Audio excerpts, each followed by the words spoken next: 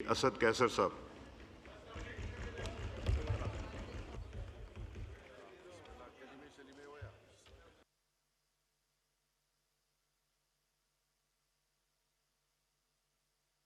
बिस्मिल्लाहिर्रहमानिर्रहीम।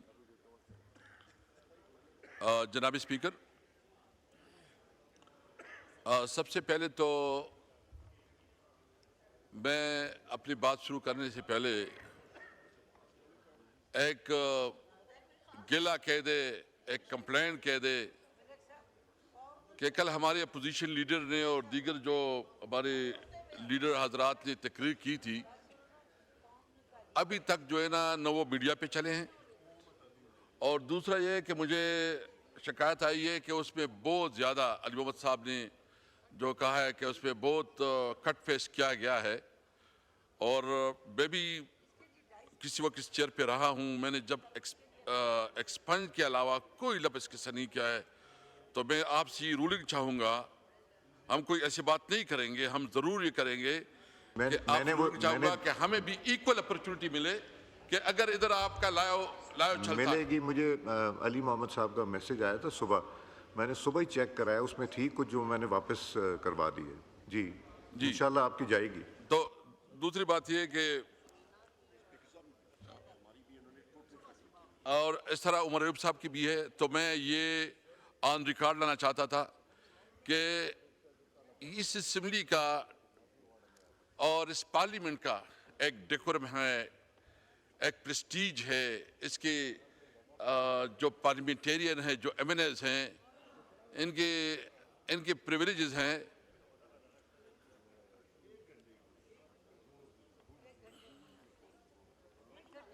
तो मैं ये उम्मीद रखता हूँ, मैं डिप्टी स्पीकर साहब आपसे तो ये उम्मीद रखता हूँ, पीपल पार्टी से आपका ताल्लुक़ है और आप लोग हमेशा जमहूरियत की चैम्पियन रहे हैं। लेकिन इस वक्त जो कुछ हो रहा है अपोजिशन के साथ, कि अपोजिशन की जो रूटीन स्पीचेस हैं, जो उसका हक है कि वो अपनी बात कौम तक पहुंचा सके और अपना नुक्ता नज़र दे सके, इस पार्लियामेंट में इस वक्त हमें अपना हक नहीं मिल रहा है और हमारा प्रिविलेज मुसलसल जो है ना वो ब्रेक हो रहा है। तो मैं रिकॉर्ड पे लाना चाहता था। जनाब स्पीकर, ईरान पे जो इसराइल ने हमला किया है और जिस तरह ईरान ने रिटेलिएट किया है और अपना जो हक की दिफा इस्तेमाल कर रहा है, हम अपनी ईरानी भाइयों के साथ हैं। हम भरपूर तरीके से जो है ना अपनी जो हमारी इसराइल मुसलसल, आप थोड़ा मेहरबानी करें, सॉरी जी, देखिए इसराइल ने मुस्लिम ममालिक का ऑर्डर इन द हाउस, तशरीफ रखें प्लीज, इधर अंदर चले जाएं, लॉबी में अगर बात करनी है। जितना इस वक्त ईरान के ऊपर इसराइल ने एक हमला किया है और जो कुछ ईरान अपनी सेल्फ डिफेंस में कर रहा है, हम उसकी भरपूर हिमायत करते हैं और ये समझते हैं कि इस मौके पे ईरान को अकेला छोड़ना, ईरान के साथ जो है ना उसका मुकम्मल साथ देना, यह हमारा अखलाकी फ़र्ज़ है। इसराइल ने जिस तरह फ़लस्तीन में जेनोसाइड किया, जो बच्चों, औरतों, बुजुर्गों, शहरियों, अस्पतालों, स्कूलों, किसी जगह को नहीं छोड़ा, और जो फ़लस्तीन की नस्लकुशी कर रहा है, इस वक्त न कोई ह्यूमन राइट्स, न वो ममालिक जो अपने आप को ह्यूमन राइट्स की चैंपियन समझते हैं, किसी तौर पर वो इस पे आवाज़ नहीं उठा रहे बल्कि खामोश है। और ख़ासकर जो हमारे इस्लामी उम्मा है उसकी भी खामोशी मानी खैज़ है।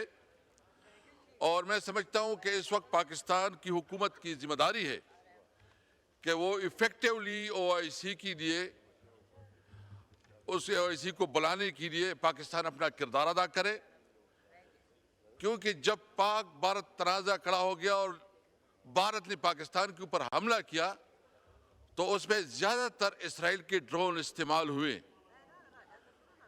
खुदा न ख्वास्ता इसके बाद उसकी एडवेंचर, उसके दूसरा निशाना पाकिस्तान हो सकता है। इसलिए पाकिस्तानी कौम को और पाकिस्तान की हुकूमत की जिम्मेदारी बनती है कि वो जितना अपना सफारती ताल्लुकात या जिस लेवल पे कर सकते हैं वो अपना किरदार ज़रूर अदा करें। हम अपनी ईरानी भाइयों के साथ हैं और इस मुश्किल घड़ी में उसके साथ भरपूर साथ दे रहे हैं। मुझसे पहले भी ख्वाजा आसिफ साहब ने एक लंबी चौड़ी तकरीर की और उन्होंने इशारतन कनायतन और डायरेक्ट भी हमारे लीडर इमरान खान के ऊपर जो है ना तनकीद की। इमरान खान वो लीडर है जिसने इस मुल्क को बहुत बड़ी इज्जत वर्ल्ड कप दिया, शौकत खानम अस्पताल दिया, यूनिवर्सिटियां दी और सबसे पहले इमरान खान वो वाहिद लीडर है जो हर लिहाज से पाकिस्तान की सिक्योरिटी और सॉवरेनिटी के ऊपर कोई कंप्रोमाइज नहीं किया। इन्होंने एक हवाला दिया, ख्वाजा साहब मेरे ख्याल में चले गए, लेकिन मैं उसकी जो रिकॉर्ड दुरुस्तगी के लिए कहना चाहता हूं। उसने कहा कि आपने जो अटैक हुआ 19 में और 2019 में, जिस तरह पुलवामा में और जिस तरह इमरान खान ने इस पार्लियामेंट में तकरीर की और उसने कहा कि अगर कोई समझता है कि वो हमारी सॉवरेनिटी को चैलेंज करेगा, अगर कोई समझता है कि वो हमारे सरहदातों के ऊपर हमला और होगा, तो उसने कहा हम सोचेंगे बाद में, जवाब पहले देंगे, और दिया। और आपने देखा कि एक जितना उसने किया हमने उससे डबल होकर जवाब दिया। उसका पायलट गिरफ्तार हुआ इस पार्लियामेंट में। इस पार्लियामेंट में आप सारे मौजूद थे। हमने जॉइंट सिटिंग बुलाया। जॉइंट सिटिंग में इस पार्लियामेंट में डिस्कशन डिबेट हुई और उसमें मुश्तरका फैसला हुआ कि अभिनंदन को की वापसी इस पार्लियामेंट ने फैसला किया था। ये किसी हुकूमत ने फैसला नहीं किया था, इस पार्लियामेंट ने फैसला किया था। हमने तमाम मामलात में इस पार्लियामेंट को इज्जत दी। अभी क्या सूरत हाल है? मैं पूछना चाहता हूं जनाब स्पीकर के इस पूरे मामले में मियां नवाज शरीफ साहब आपका लीडर किधर था? क्या उसकी कोई एक स्टेटमेंट आई है? क्या उसने कोई मजम्मत की है? इमरान खान इस हुकूमत की जबर और जुल्म की वजह से जेल में है, लेकिन इसके बावजूद उसने जो स्टेटमेंट दिया, ट्वीट किया, उसने अपनी कौम की नुमाइंदगी की और किसी भी तौर पर अपने मुल्क के सॉवरेनिटी पे कंप्रोमाइज नहीं किया। उसने ये बहाना नहीं बनाया कि मेरे साथ क्या हो रहा है। इसके बावजूद कि उसके साथ जो जुल्म हो रहा है, उसके साथ जो नारवा सलूक हो रहा है। ख्वाजा साहब कहते हैं कि तुम जो है ना एक शख्स के इर्द गिर्द जो है ना आगे पीछे हो रहे हो। ख्वाजा साहब, आपने तो एक पूरा नस्ल तैयार किया हुआ है। अभी मियां नवाज शरीफ, मियां शहबाज शरीफ, मियां हमजा शरीफ और मैडम मरियम नवाज, और इसके बाद उसकी जुनैद, मेरे ख्याल में कोई जुनैद सब तरह के क्या है वो भी तैयार हो रहा है। माशाल्लाह एक नस्ल तैयार हो रहा है। आप इससे कोई लीडर नहीं बनेगा, आप फिक्र ना करें। आप सिर्फ डेस्क बजाने वाले होंगे। तहरीक इंसाफ में बैरिस्टर गौर चेयरमैन बन जाता है। तहरीक इंसाफ में उमर अयूब अपोजिशन लीडर बन जाता है। तुम्हारे किस्मत में ये नहीं है, तुमने सिर्फ तालियां बजानी है और डेस्क बजाने हैं। तुम्हारे पास और कोई रास्ता नहीं है। मैं ख्वाजा साहब, आपने माशाल्लाह बहुत जानदार तकरीर की, लेकिन आपकी एक तकरीर पुरानी भी है। अब मुझे दे दे थोड़ा वो एक पुरानी तकरीर में उसकी सुनाना चाहता। बजट में इस वक्त इनकी एलोकेशन हुई है, उनके ऊपर इनका हक नहीं बनता, लेकिन आज भी ये पूरी इम्प्यूनिटी के साथ अपना सीना चौड़ा करके डिफेंस ये साहब ये चलाना मुनासिब नहीं है। मैं सिर्फ आप तकरीर में बात कर लें। ये आपका पुराना, क्या ये वही ख्वाजा आसफ है जो अभी बोल रहा था? ये वही ख्वाजा आसफ है? तुम हमें बताओगे कि देखे हमारे लीडर इमरान खान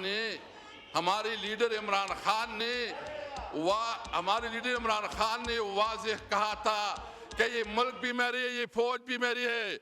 हम अपने मुल्क के इदारों पे, अपनी फौज पे फख्र करते हैं, हम हमेशा अपने फौज के साथ है। लेकिन इसका मतलब नहीं है कि आपके पास कोई शर्म और हया है, कोई शर्म और हया है। आप इस वक्त जिस इस सीट पे बैठे हैं, क्या आप इस सीट को आवाम ने आपको दिया है? पारम 47 के पैदावार इधर पे आपको ज़मीर मरामत नहीं करता, आपके अंदर कोई शर्म और हया नहीं आती। और आप पूरी लाहौर में सिर्फ 2 सीटें मुस्लिम लीग जीती है, टोटल 17 सीटों के मालिक है। और चोरी और किसको कहती है? तुमने तो मैंडेट चोरी क्या है? और तू जो तनख्वाह ले रहा है, हराम तनख्वाह ले रहा है, और तू जो प्रिविलेज ले रहा है, हराम प्रिविलेज ले रहा है।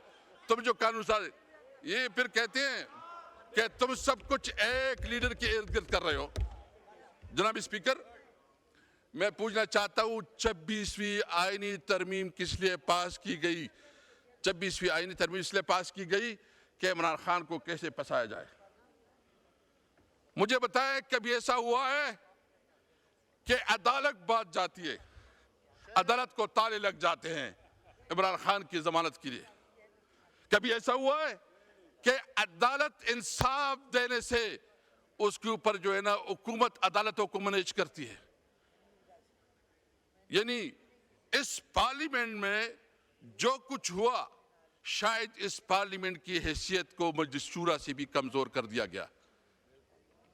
पार्लियामेंट पे कभी इस तरह हुआ है कि तकरीर होती है, वहां से कोई एक अनपढ़ जो शायद आप उसको कह के दरखास्त लिख के, वो दरखास्त नहीं लिखेगा, लेकिन वो यहाँ बैठ के अपोजिशन लीडर और MNAs की प्रिविलेज को तोड़ा ब्रेक कर रहा है और उसकी तकरीरों को काट रहा है। इस पार्लियामेंट की हैसियत क्या रही? किधर ये इस पार्लियामेंट रही है? और मुझे पता है कि हमारी कोई बात जो है ना न मीडिया में आएगा, कोई आएगा, लेकिन इस तरह ये हुकूमत है, ये पार्लियामेंट नहीं चला करती जनाब स्पीकर। और एक बात हम वाज़ेह करना चाहते हैं, हम किसी सूरत में, ये तो लाइव जा रही है। शुक्र है कि बिलाखिर ये चली गई लायो।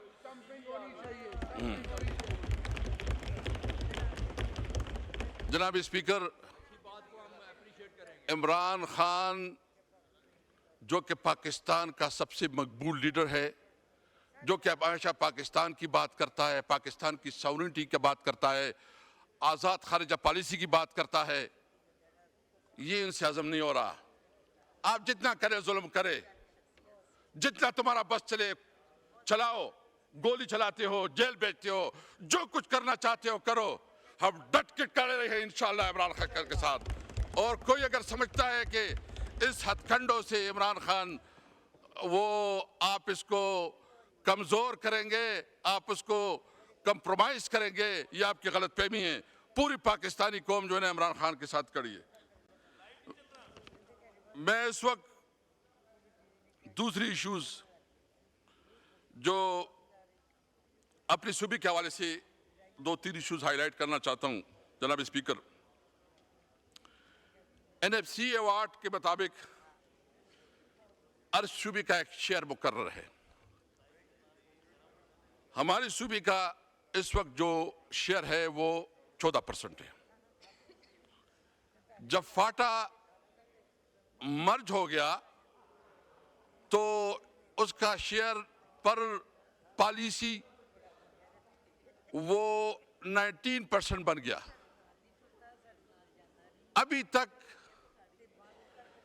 जो हमारा बुनियादी शेयर है कि जब खैबर पख्तूनख्वा को अपना शेयर मिले 19%, अभी तक वो उसका फैसला नहीं हो रहा और खैबर पख्तूनख्वा को अपनी बुनियादी कानूनी आईनी हक से महरूम रखा जा रहा है।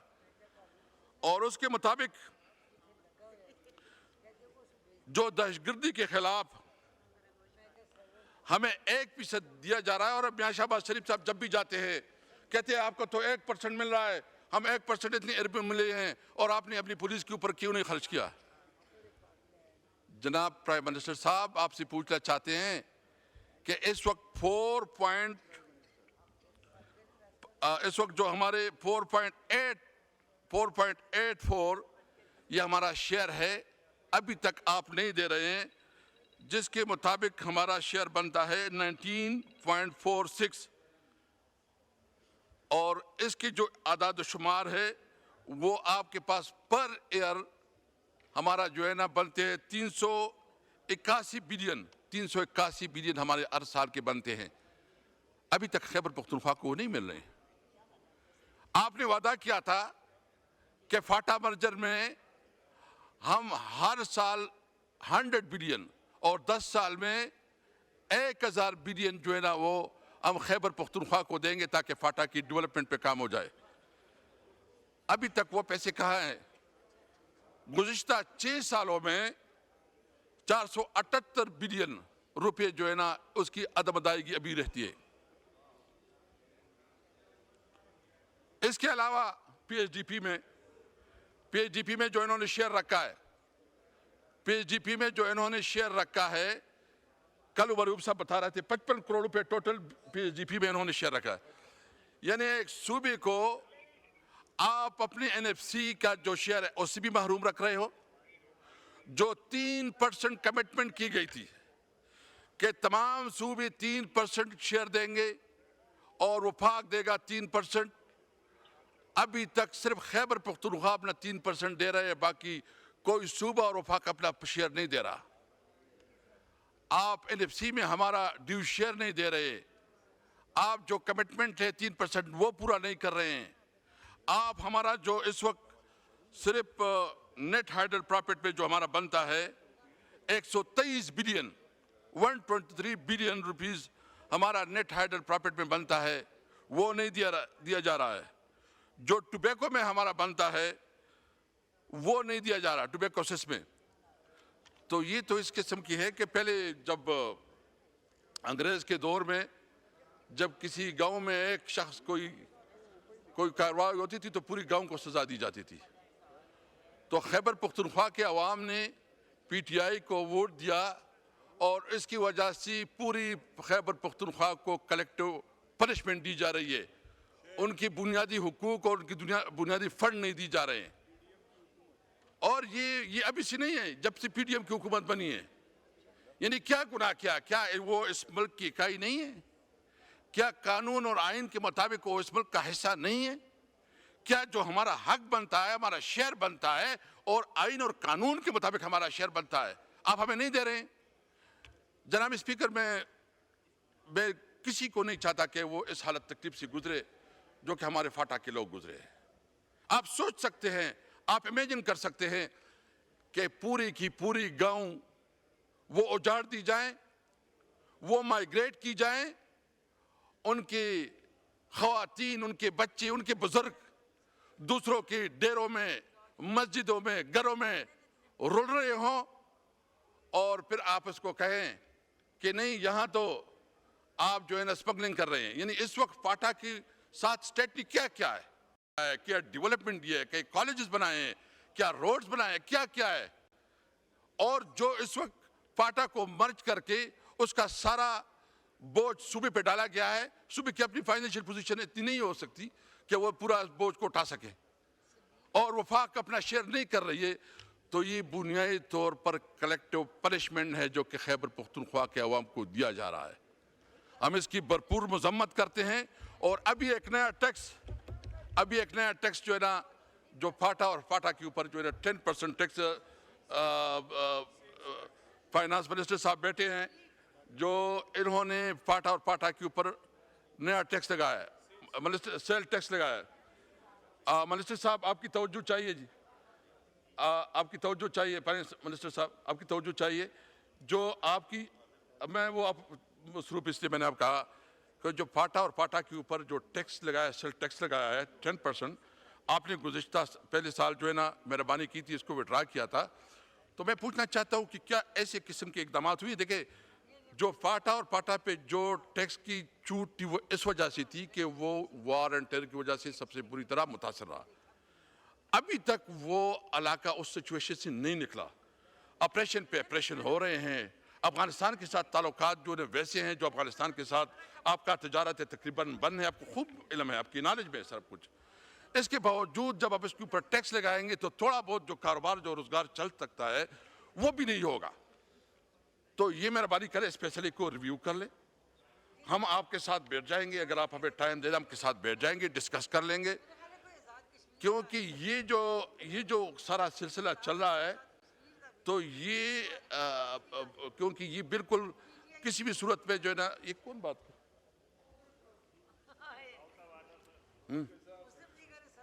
देखा, तो ये जो है ना, ये आप मेहरबानी करें, क्योंकि ये मुमकिन नहीं है कि इस सूरत हाल में फाटा के अवाम जो है ना इस टैक्स को वो पे कर सके। हम आपसे उम्मीद रखते हैं, आपने पहले भी एक, क्योंकि हम आपको समझते हैं कि आप टेक्नोक्रेट है, आपकी पॉलिसी के साथ हमारा इख्तलाफ हो सकता है, आपकी शख्सियत के साथ नहीं हो सकता, और हम ये समझते हैं कि आप इस इशू पे बिल्कुल हम समझते हैं कि आप थोड़ा डिफरेंट वो है और आप एक पॉजिटिवली सोचते हैं। तो हम उम्मीद रखते हैं कि इस मामले में जो है ना अपना किरदार अदा करेंगे और इस टैक्स को विड्रा करेंगे। मैं इस वक्त लोड शेडिंग के हवाले से अपनी सूबे की जो लोड शेडिंग है, जनाब स्पीकर, इस ईद के दौरान हुकूमत ने फैसला किया, नहीं मैं चूंकि मुझे 4-5 मिनट और चाहिए होगा, मैं सिर्फ अपने इलाके के हवाले से अभी बात करना चाहता हूँ। ये ईद हमने तकरीबन एक गज़ाब से कम नहीं गुजारा। आपको पता है पूरा KPK में इस किस्म का कुर्बानी की जो है ना कुर्बानियाँ होती हैं, गोश्त लोगों की, और फिर बहुत 24 घंटे में 2 घंटे बिजली अवेलेबल थी। हुकूमत मुसलसल जो है ना ऐलानात कर रही थी कि ईद की 3 दिन में कोई बिजली नहीं जाएगी। आप यकीन रखें, ये शहराम खान बैठा है, कल इसके घर के सामने पूरे लोग बैठे थे। इनका क्या गुनाह है? यानी बिजली जो है ना वो फाक का सब्जेक्ट है, पेस्को है, लोग हमारे घरों के सामने बैठे हैं और 24 घंटे में सिर्फ 2 घंटे बिजली। और फिर इंटरेस्टिंगली लोड शेडिंग की मुख्तलिफ तरीके है। एक लोड शेडिंग है, एक लोड मैनेजमेंट है, और फिर एक फोर्स लोड शेडिंग है, यानी NTDC से भी जो है ना लोड शेडिंग की जाती है। और फिर इसके साथ वोल्टेज जो है ना इतना कम हमें बिजली देते हैं कि उसका वोल्टेज इंतहाई कम होता है। उसकी वजह से जो हमारी जितनी भी इलेक्ट्रॉनिक एप्लायंसेस होते हैं वो सारे जल जाते हैं, नुकसान होता है। और ये खैबर पख्तूनख्वा, ये जो तुरबेला डैम है, तुरबेला डैम ये हमारे ज़िले में, और इसका पावर हाउस जहाँ बिजली जनरेट होती है वो भी स्वाबी में है। और इसका जो टोटल इस वक्त जो बिजली जो पैदावार है इसका ये 6200 मेगावाट सिर्फ तुरबेला से पैदावार है। और हमें ये जो आइन के मुताबिक ये अल्लाहु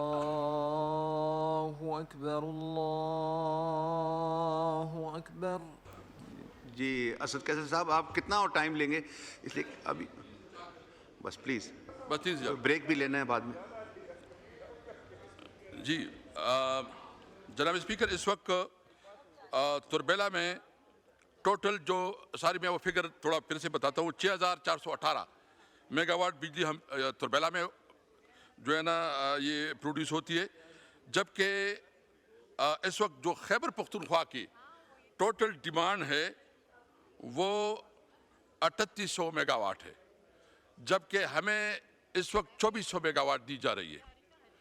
तो आइन के मुताबिक तो ये सबसे पहले इस सूबे का हक है, इस इलाके का हक है, इस जिले का हक है कि सबसे पहले जो है ना उस इलाके को वो फैसिलिटी दी जाए। आप ईद के दौरान भी 18 और 20 घंटे लोड शेडिंग करते हैं, हमारा वोल्टेज जो है ना जानबूझकर कम कर देते हैं, और फिर आप पब्लिक के लिए कहते हैं कि खैबर पख्तूनख्वा में चोरी हो रही है।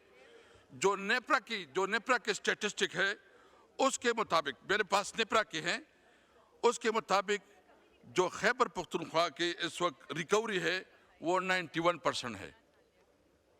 वो 91% निपरा के मुताबिक 91% है। इसके बावजूद समझ से बाला तर है। लेकिन प्रॉब्लम क्या है कि सिस्टम में इन्वेस्टमेंट नहीं की गई। हमारे दौर में उमर अयूब साहब अल्लाह खुश रखे, इन्होंने मेहरबानी की थी, हमें 1-2 गैस स्टेशन दी थी और जो बिजली में थोड़ा बहुत इन्वेस्टमेंट हुई थी वही इन्वेस्टमेंट हुई है। अभी इस हुकूमत ने तो टोटल सूबे के लिए पीएचडीपी में 55 करोड़ रुपए लिए हैं। मैं एहसन इकबाल साहब से रिक्वेस्ट करूंगा कि वो भी वापस करो, वो भी कहीं और लगाओ, वो भी कहीं और लगाओ उसको, क्योंकि आप खैबर पख्तूनख्वा के अवाम के साथ तजलील कर रहे हो। और मैं समझता हूं कि जो खैबर पख्तूनख्वा के लोग हम वही हक मांगते हैं जो हमारा शेयर बनता है इनके मुताबिक। जो शेयर पंजाब, सिंध और दीगर सूबों का है, खैबर पख्तूनख्वा को अपना हिस्सा दी जाए जो कि आइन और कानून के मुताबिक जिसके साथ कमिटमेंट की गई थी। जनाब स्पीकर, मैं एक और इशू जो हमारे इलाके में अभी ख्वाजा आसिफ साहब ने कहा टोबैको के हवाले से, ये जिस इलाके से मैं और शहराम खान और ये हमारे चारसद्दा और मर्दान के ये बेसिकली टोबैको एरिया है। हम बात करते हैं टोबैको ग्रोवर्स की, हम टोबैको फसल की बात करते हैं, हम इंडस्ट्री की बात नहीं करते। हमारा इस वक्त जो है ना सिर्फ जो मुतालिबा है कि हमारे किसान आप स्पीकर साहब आप अगर कह रहे कि लोगों ने गपशप करनी है ख्वातीन तो अंदर चले जाएं। जी ऑर्डर इन द हाउस, खामोशी से बैठे सुने। जी असद कैसर साहब। देखा, पाकिस्तान में तंबाकू की मईशत की मालियत 480 से 500 अरब रुपए के दरमियान है। पाकिस्तान में 110 मिलियन किलोग्राम तंबाकू पैदा होता है, जिसमें 55% सिर्फ हमारे जिले स्वाबी से है। तकरीबन 70,000 फैमिलीज जो है वो तंबाकू वैल्यू चेन से वाबस्ता है। वफाकी हुकूमत ने इस शोबे में से तकरीबन 300 अरब रुपए महसूलात इकट्ठी की है। तंबाकू वाहिद शोबा है जो पाकिस्तान में कॉन्ट्रैक्ट फार्मिंग का कामयाब मॉडल पेश करता है। बेसिकली इस वक्त वफाकी हुकूमत ने टोबैको बोर्ड एक इदारा था और अभी भी इदारा है, लेकिन उसके डायरेक्टर अभी तक तैनात नहीं हुए, तो वो जो इसका हुकूमत ने कानूनी तकाज़े के बावजूद मिनिमम इंडिकेटिव प्राइस का ऐलान नहीं किया, क्योंकि ये बेसिकली उसूल है, कानून है। 2 मिनट और चाहिए। ये बेसिकली उसूल है कि जब जिस साल टोबैको की प्राइस का तयन होता है वो अगले साल से उसका रेट ज़्यादा होता है। वो तयन करता है टोबैको बोर्ड। टोबैको बोर्ड को इन्होंने डिसफंक्शन कर दिया है और इस वक्त टोबैको बोर्ड के डायरेक्टर्स नहीं हैं, तो अभी तक वफाकी हुकूमत ने कोई कीमत का तयन नहीं किया और इसका सारा असर जो है ना वो फार्मर पे, किसान पे आएगा। इसका असर ये होगा और मसला ये हो गया कि अभी ख्वाजा आसिफ साहब जिस तरह फरमा रहे हैं, सबसे पहले मैं ये बात करना चाहता हूँ कि मेरा टोबैको के साथ कोई ताल्लुक नहीं है। मैं उस इलाके का नुमाइंदा हूँ जहाँ टोबैको ग्रो होता है।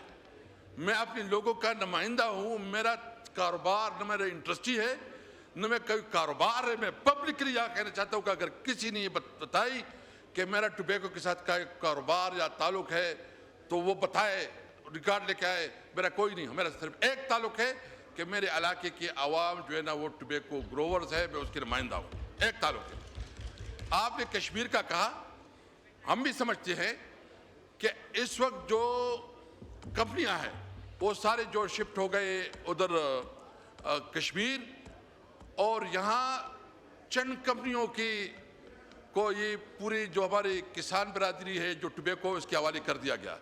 उसका मसला क्या होगा? उसका मसला ये होगा कि क्योंकि चंद लोगों की जागीरदारी कायम हो जाएगी, वो मनपसंद कीमत डिमांड करेंगे, वो उसकी वजह से हमारे किसान बुरी तरह वैसे भी मुतासर है।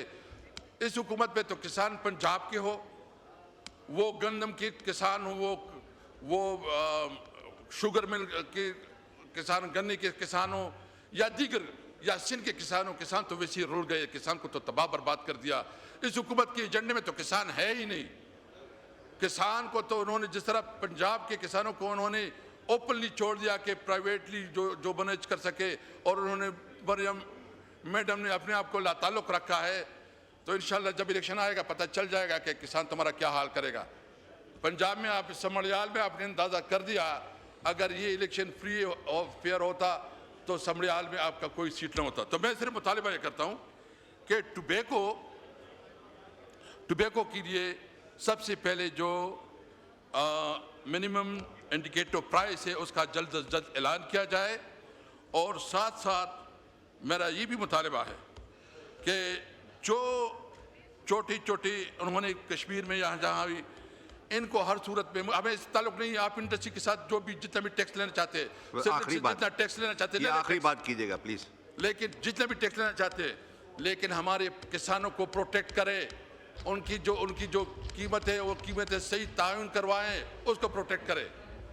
मैं सिर्फ बिजली के हवाले से आखिरी कहूँगा कि अगर ये 3 मुतालबात टुबैको की आवाम को उनका हक नहीं दिया गया, जो फाटा और फाटा की जो टैक्स का उन्होंने लग गया उसको खात्मा नहीं किया गया, और हमारे सूबे में लोड शेडिंग का खात्मा नहीं किया गया, या लोड शेडिंग जो है जो शेड्यूल है पूरे पाकिस्तान के लिए उसके मुताबिक हमारे साथ भी डील किया जाए, और खैबर पख्तूनख्वा के अवाम को भी पाकिस्तान के नुमाइंदे और शहरी तस्लीम किया जाए। अगर ये जो लोड शेडिंग है इसका खात्मा नहीं किया गया तो हम ये सारे जहाँ बैठे हैं हमने फैसला किया है कि हम सब मोटरवे पे बैठेंगे और अपने हवास तक अपने हक के लिए हर हद तक जाएंगे। ठीक है, इंशाअल्लाह ताला। मैं आखिर में शुक्रिया अदा करता हूँ, और इमरान खान ज़मीर का कैदी है। इमरान खान इस मुल्क का एक बहुत बड़ा लीडर है। मैं मुतालिबा करता हूँ कि इमरान खान खामोशी से सुने, अली मोहम्मद खान साहब खामोशी से सुने। इमरान खान असद कैसर साहब तकरीर कर रहे हैं। इमरान खान इस वक्त इसके खिलाफ जितनी केसेस है, हम रिहाई चाहते हैं, हम इंसाफ चाहते हैं इमरान खान के लिए, इमरान खान के लिए जस्टिस चाहते हैं, इंसाफ चाहते हैं। शुक्रिया, हम शुक्रिया, शुक्रिया, शुक्रिया, शुक्रिया।